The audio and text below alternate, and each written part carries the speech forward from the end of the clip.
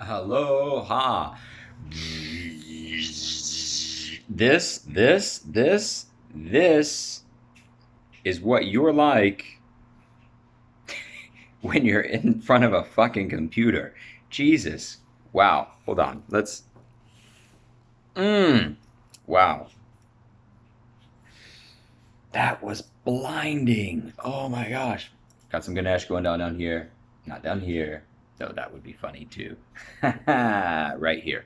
So that's all about grounding, and we see also the remover of obstacles, and it's kind of lightweight, looks cool.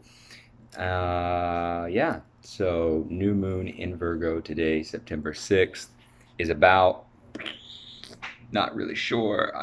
Not an astrologer, so read the internet. But new moon's generally fresh start. And what is this one? I'm not sure. Something about Venus, Mercury, something. Who knows? I think we got Mercury retrograde coming up. Again, not an astrologer. This channel's not. I almost said this show. This show is not really about astrology, but listening to some Sadhguru yesterday, which everybody should check out. He was talking about cycles. There's a 3 month or a 3 year cycle, 6 month, 6 year cycle. 18. Sorry, 3 month, 6 month, 12 month, 18 month.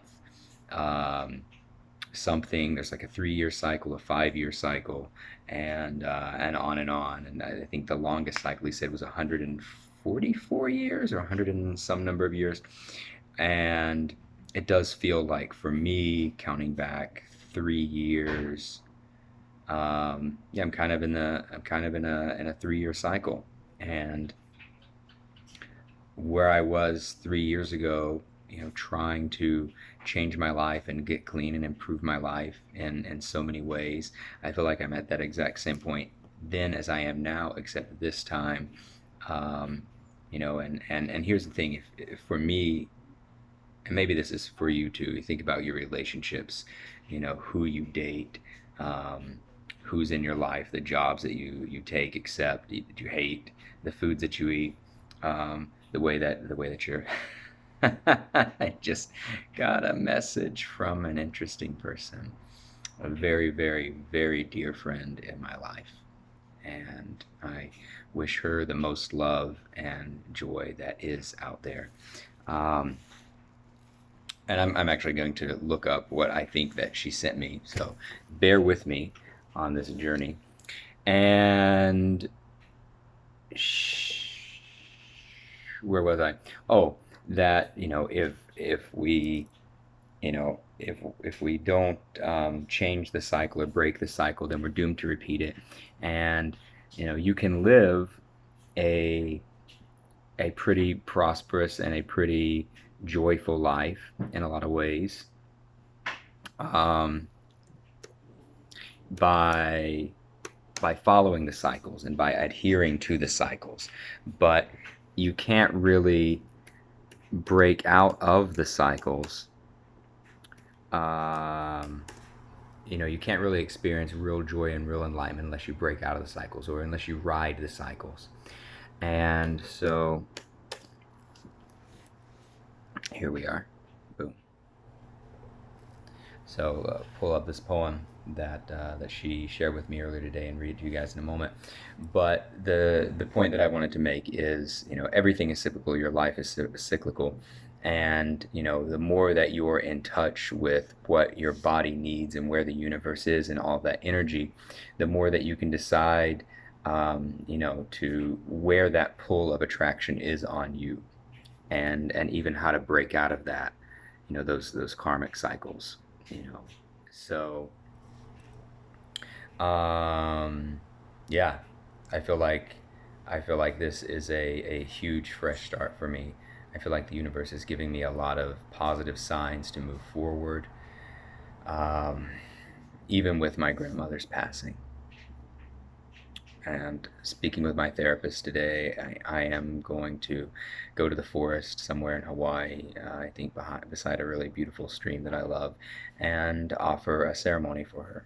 And I do believe that she is still with me, and the way that I can, uphold her energy is by living, her example of that vibration of love and gratitude and just pure, you know, that she had for everyone. So, um, let's actually do Young Pueblo first, the five that I promised, because I'm interested to see what comes up here tonight. So, oh, read that one last night. New one. When passion and attachment come together, they are often confused for love. And how many times do we feel like we need someone in order to be better, in order to help change us or love us? And that was part of my discussion with my friend today is, how to love yourself and what is love and what is God. And, if God is love and awareness and the love and the presence for the moment, how can we have more of that and less of this um, ego attachment to things, right? So how can you just be and just enjoy being and love being, right? And your desires can change.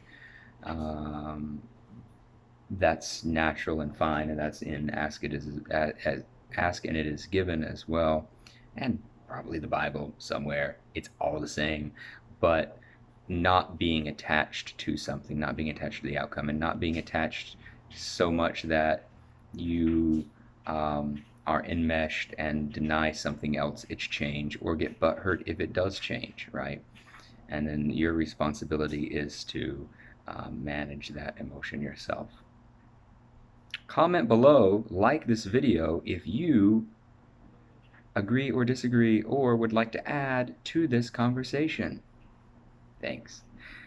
I spent most of my life trying to prove to myself and others that I had no pain and felt no sorrow. Dear God, how much do we look at the news, the media, and other people, and we think, oh, I want to be like that person. That person doesn't. No, you don't know what's going on inside of that person. You don't know the turmoil that's going on. Love yourself, right? And speak your emotions and don't be afraid of that. We all live in this, and my friend were talking about this today, this matrix, right? This 3D world that we're in. The system, and um, part of it we have to live certain ways just in order to live life and get our groceries and move around in this world. But there are a lot of social rules and dictums that we do not need to follow, right?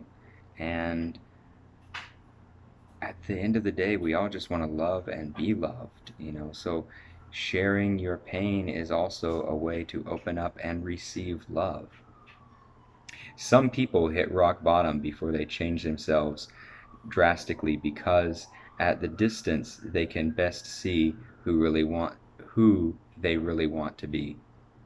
Because at that distance they can best see who they really want to be. Yeah. Rock bottom, buddy. Earlier this year. And I thought I had hit it so many times, but I had not. And really actually being there, the truth is, we have this myth. You do not have to hit rock bottom in order to appreciate life. And I would encourage everybody to wake up, look at yourself in the mirror, find ways to love yourself, find ways to, talk to other people. You don't need a therapist to do it. Love your emotions because they are part of you. Love all those little tiny little parts of you, and start unwinding those karmic cycles that you've lived in the past so that you can move on and be happier and healthier. New Moon Magic. Questions. Am I being honest with myself? Am I allowing myself the space to heal? Am I being compassionate and patient towards myself when I am not meeting my goals as quickly as I had intended? Am I doing what I need to do to thrive? Oh my gosh. You know what? I actually I may send that to my friend tonight. That's kind of lovely for this new moon. And how many is that? 1, 2, 3, 4. One more.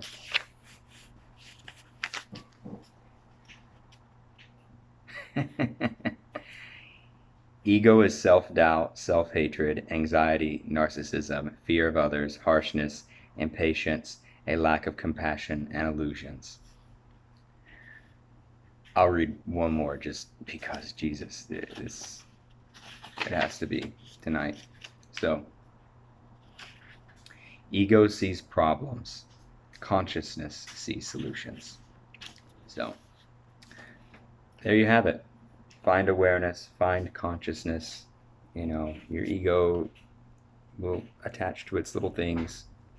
It's these masks, it's these shields that we put up to protect our inner lovely selves, the lovely selves that just want to be loved by grandma. And now I'll read a quote from my dear friend, Tripping Over Joy, a poem. What is the difference between your experience of existence and that of a saint? The saint knows that the spiritual path is a sublime chess game with God, and that the beloved has just made such a fantastic move that the saint is now continually tripping over joy and bursting out with laughter and saying, I surrender. Whereas, my dear, I am afraid you still think you have a 1,000 serious moves. Hafez. So, wishing everyone a very beautiful evening tonight and a fantastic full moon. Aloha.